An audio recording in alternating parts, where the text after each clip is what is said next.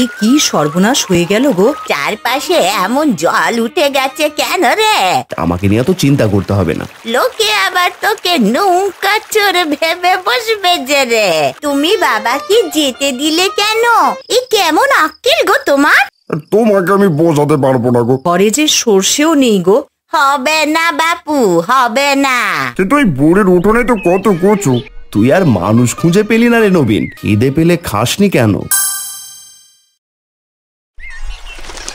সকালবেলা সূর্যের আলো ফুটতেই দেখা গেল গ্রামের চারপাশে ভয়াবহ এক দৃশ্য। এ কি সর্বনাশ হয়ে গেল গো! এই এক রাতেই বানের জল এইভাবে বাড়লো কি করে বলো তো? আমিও তো কিছুই বুঝতে পারছি না সাবিত্রী। বিধাতা কি আমাদের উপর ভীষণভাবে রাগ করলেন? জানি না, গ্রামের মানুষদের এখন কি হাল হবে। আমরা গরিব মানুষেরা তো এবার না খেতে পেয়েই মরবো। শোনো গিন্নি, এটাকে সবসময় চোখে চোখে রাখবে।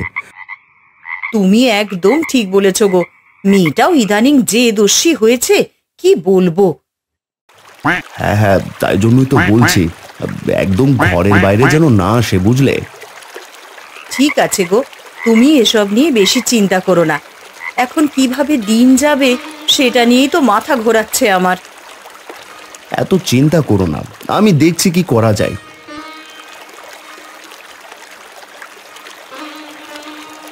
বুড়ি ঘুম থেকে উঠে দেখে বন্যার জলে বাড়ির চারপাশ থই থই করছে।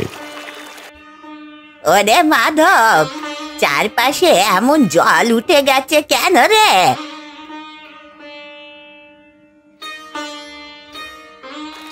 বৌমা, হঠাৎ করে নদীর বাঁধ ভেঙে পুরো গ্রাম তলিয়ে গেছে গো। কি বলছিস কি রে মাধব? হায় হায়, এখন কি হবে আমাদের? আমাদের তো তেমন চিন্তা নেই গো মা, আমাদের বাড়িতে তেমন জল ওঠেনি, কিন্তু মা পুরো গ্রামে জল ঢুকে গেছে।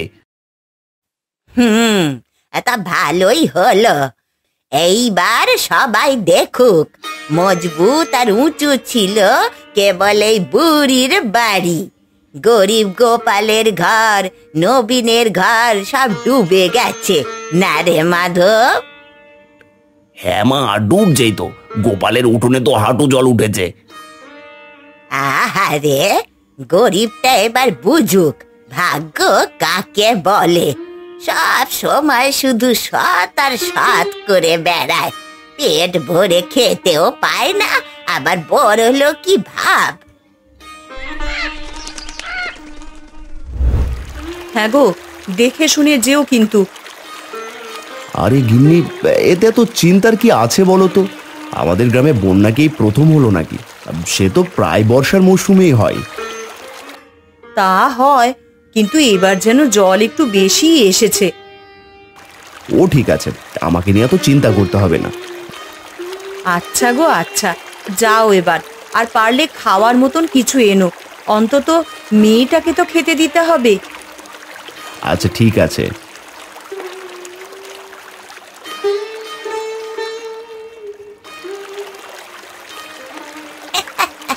তা কি রে গোপাল, এত তাড়াহুড়ো করে নৌকা নিয়ে যাচ্ছিস কোথায় রে?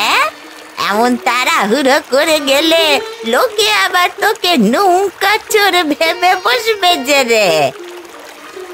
তা কেন বুড়িমা? নিজের ঘরে বানানো নৌকা এটা।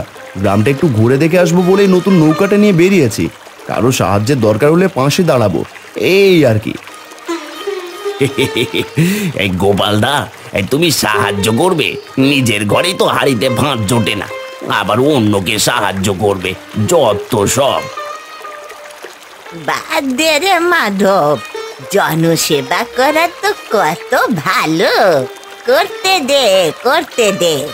যা রে গোপাল, যা যা, ভালো করে জনসেবা করগে যা। ঠিক আছে গো বুড়িমা, তোমার যদি কোনো দরকার পড়ে বলবে, আমি সাহায্য করব।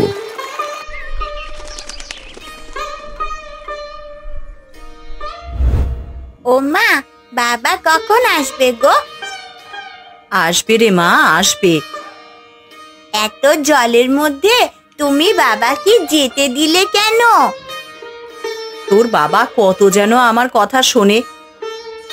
তোমার যখন কথা শুনলো না তখন তুমি তো আমাকে ডাকতে পারতে।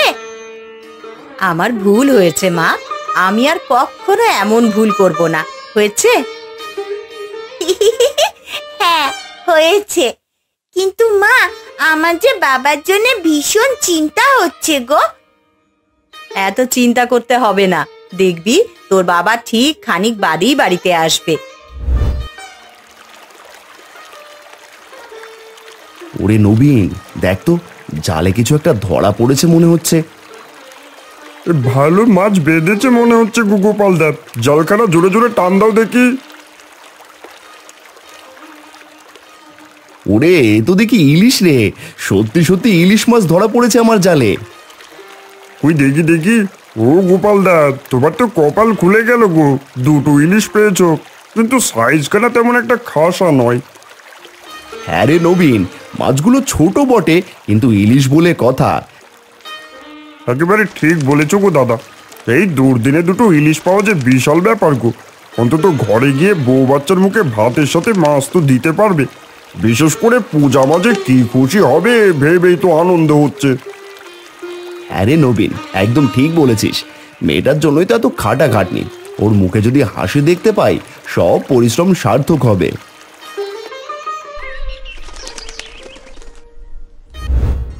ও বাবা, এটা কি মাছ গো? এটা এটা তো ইলিশ মাছ।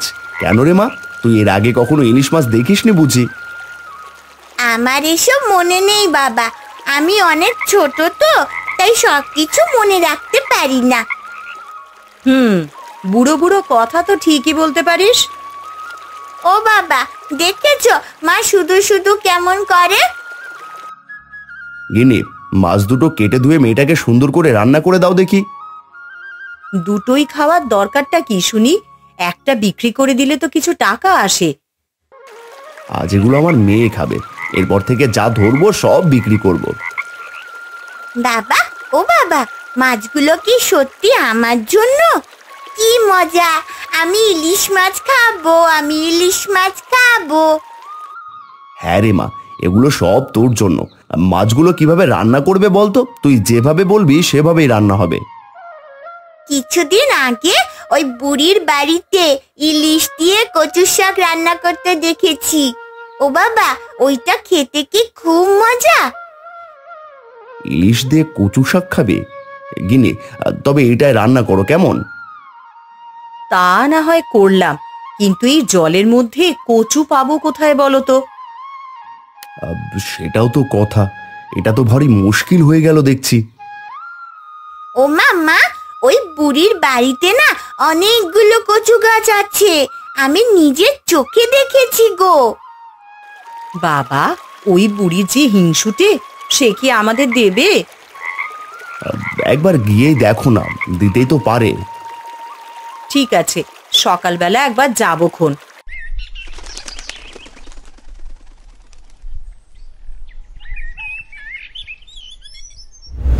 তোমার আক্কেলটা দেখে না বারবার তাজ্জব বনে যাচ্ছে গো আমি। এই কেমন আক্কেল গো তোমার? বাবা, আমি আবার কি করলাম সরলা? সেই নদীর ঘাট থেকে ফেরার পর থেকে তো এমন কথা বলছো, ঘটনা কি বলো তো দেখি। বলেই বার কি হবে বলো? তুমি তো আবার কিছুই বুঝতে পারছো না। এই দাঁড়াও দাঁড়াও, তুমি কি গোপাল দাদার ইলিশের কথা বলছো? এই এই এতক্ষণে লাইনে আসলে বলো? হ্যাঁ গো হ্যাঁ, আমি সেটাই বলছি তোমায়। কি আশ্চর্য, ওই মাছ আমার জালে উঠেছিল নাকি যে আমি বাড়ি নিয়ে আসতাম? সেটাই গো সেটাই, কাজ করার বেলায়, মাছ ধরার বেলায়, নদীতে যাওয়ার বেলায় দুজনে একসাথে থাকবে, আর মাছের ভাগের বেলায় কেবল সে। বাহ, খুব সুন্দর। তোমাকে আমি বোঝাতে পারবো না গো। ঠিক আছে, কাল না হয় আমিও জাল নিয়ে যাব। থাক, আর যাওয়া লাগবে না গো, ইলিশ খাওয়ার শখ আমার মিটে গেছে। সে তোমার ইচ্ছে, সারাদিন কাজ করে এখন এসব বলতে বা শুনতে ভালো লাগছে না। আমি ঘুমোই কেমন, যা বলার কাল বলো। ঘুমো গো, ঘুমো ঘুমো, প্রাণ ভরে ঘুমাও তুমি শুধু।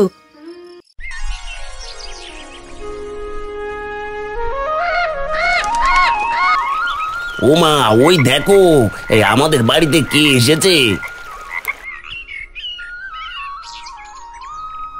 আরে সাবিত্রী, তুমি? তা তুমি এত সকালে আমার বাড়িতে যে? তা কি লাগবে গো আবার? এভাবে বলছো কেন গো বুড়িমা?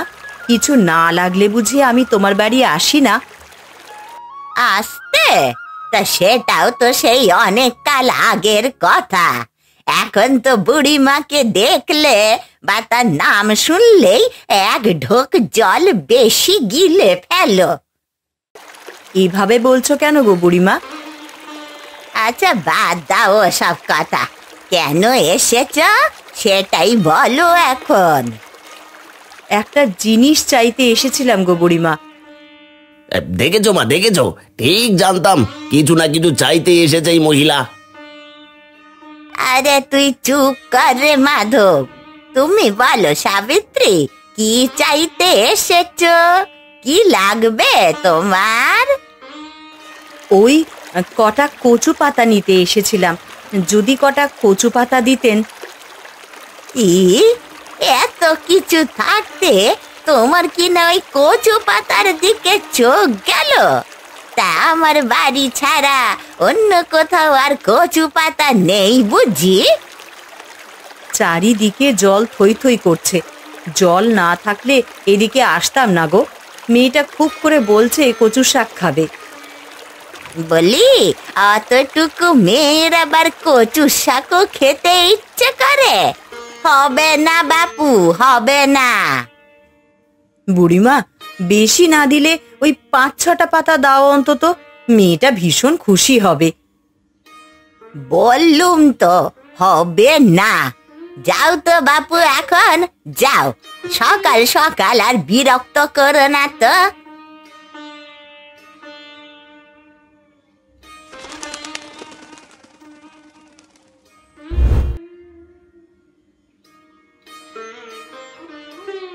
কি গো গিন্নি, খালি হাতে ফিরলে যে? বুড়িমা কচু শাক দিল না বুঝি? না গো, দিল তো নাই, উল্টে আরো এক গাদা কথা শুনিয়ে দিল।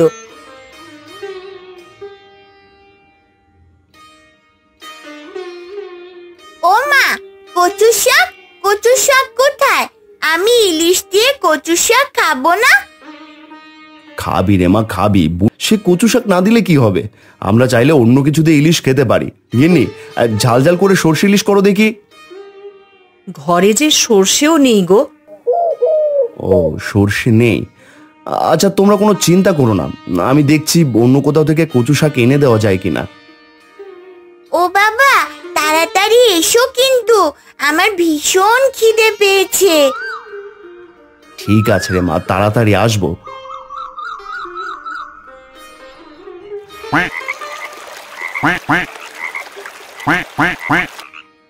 এই তোমাকে যত চিন্তিত লাগছে কেন গো গোপালদা? কিছু হয়েছে নাকি? আর বলিস না, কাল সন্ধ্যায় বাড়িতে ইলিশ নিয়ে গিয়ে বিপদে পড়েছি। মেয়েটা নাকি কচু শাক দিয়ে ইলিশ খাবে। ইলিশ তো পেলাম, কিন্তু সারা গ্রাম খুঁজে আর কচু পাচ্ছি না। হাসিও পায় রে নবীন, কি দিন আসলো বল দেখি। ইলিশ নিয়ে বসে আছি, অথচ কচু নেই। আসলে গোপালদা, কিন্তু ওই বুড়ির উঠোনে তো কত কচু, যাইনি বুঝি? তুই আর মানুষ খুঁজে পেলি না রে নবীন, ওই বুড়ি দেবে কচু? যা বলেছ, ওই বুড়ি মরলেও চিতায় কচু শাকও তুলে দিতে হবে। এখন এই কচু কোথায় পাই বলতো? আমিও তো কিছুই বুঝতে পারছি না গো দাদা। ও দাদা, আজও নদীতে মাছ ধরতে যাবে নাকি? হ্যাঁ রে নবীন, যে কদিন নদীতে বাড়তি জল আছে রোজ যাব। কেন রে, তুই যাবি না? যাবো তো। ও গোপালদা, তোমাকে একটা কথা বলবো। বল না, বল, কি বলবি বল।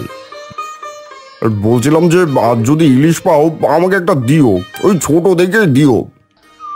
বেশ, নিবি। এই কথা আবার বলতে হয় নাকি? তুমি আমাকে বাঁচালে গো দাদা।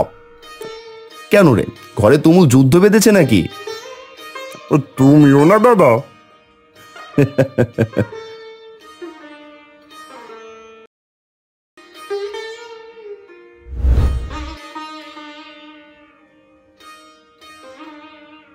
আহ, কি সুন্দর ঘ্রাণ বেরিয়েছে গো মা।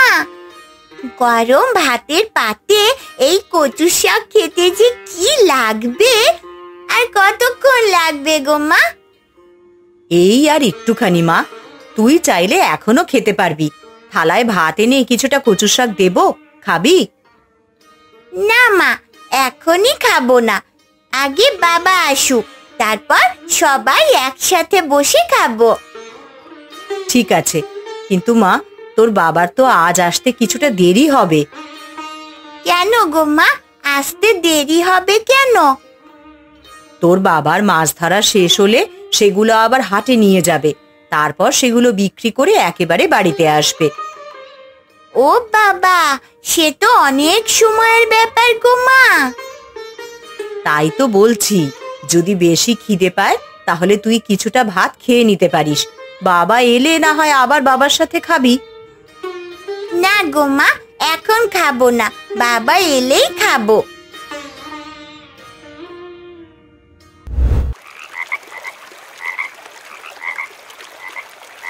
ও মা, আজ দেখি তুমি এবার ইলিশ এনেছো। তা গোপাল দাদা আপোষেই দিল নাকি আবার কিছু বললো গো তোমার? কিছু বলবে কেন, আমি শুধু বলেছি দাদা আজ আমার একটা ইলিশ লাগবে, অমনি দিয়ে দিল। এবার খুশি তো? হ্যাঁ গো হ্যাঁ, আমি অনেক খুশি। আর শোনো, কাল রাতে অনেক কিছু বলেছি, ওগুলো মনে রেখো না কেমন? ওগুলো মনে রাখলে কি আর আজ এটা আনতাম? খেতে কি আমার ইচ্ছে করে না সরলা? আমারও ইচ্ছে করে, কিন্তু ওই যে গরিবের কপালে যে সব কিছু থাকে না। আচ্ছা আচ্ছা, হয়েছে, থাক সব কথা। এবার তুমি হাত পা ধুয়ে ঘরে যাও তো দেখি।